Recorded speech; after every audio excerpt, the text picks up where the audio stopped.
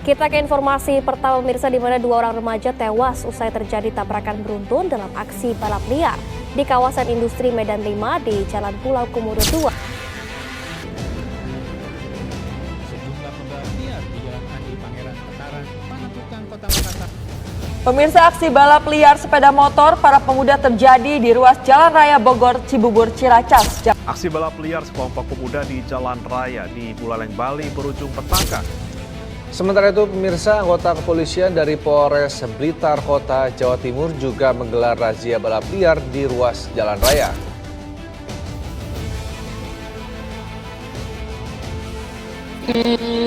Saya terlibat karena mungkin kita tuh lebih ke hobi, lebih ke apa. Lingkungan menurut saya sangat berpengaruh, karena kalau misalnya kayak apa nyebutnya, kayak kita di lingkungan yang kurang bagus atau di lingkungan yang mereka yang banyak taruhan, kan balapan liar juga banyak taruhannya, itu kan kembali lagi ke anaknya gimana. Sensasi yang pastinya deg-degan,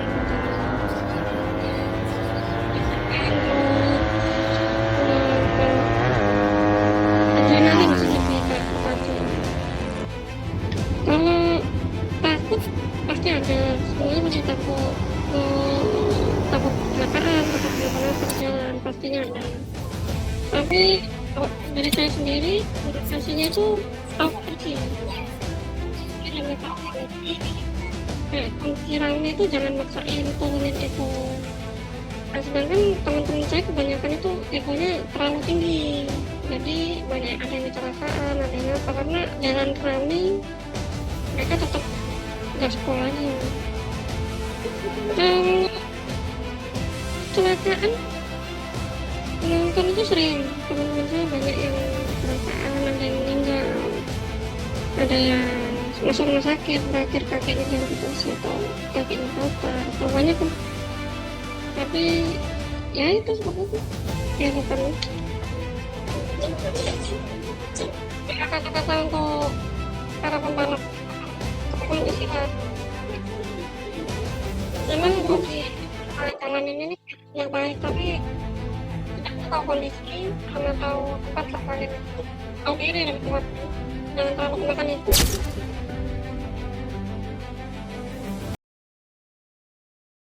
Tanggapan saya mengenai hasil wawancara 2 narasumber sebelumnya yang bisa disimpulkan bahwa aktivitas balap liar dan geng motor di era remaja saat ini juga dipengaruhi oleh berbagai faktor. Yang pertama faktor lingkungan, dan yang kedua faktor dorongan pribadi, dan yang ketiga minimnya fasilitas yang aman untuk menyalurkan hobi.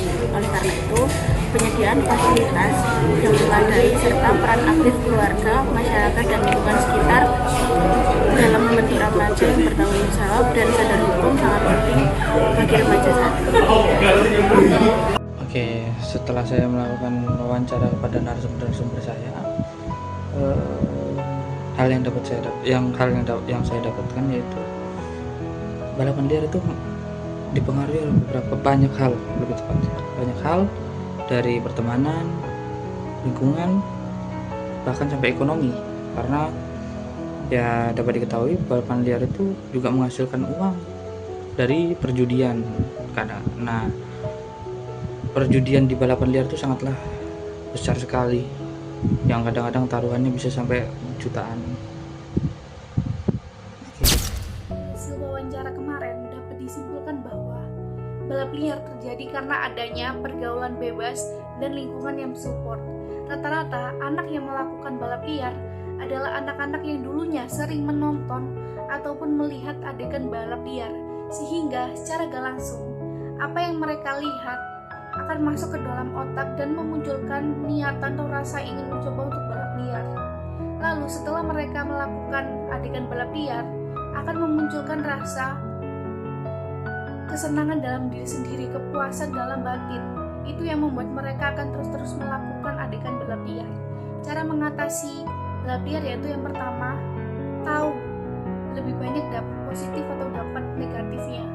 Karena dari dampak negatif tersebut akan berpengaruh pada masa depan mereka sendiri.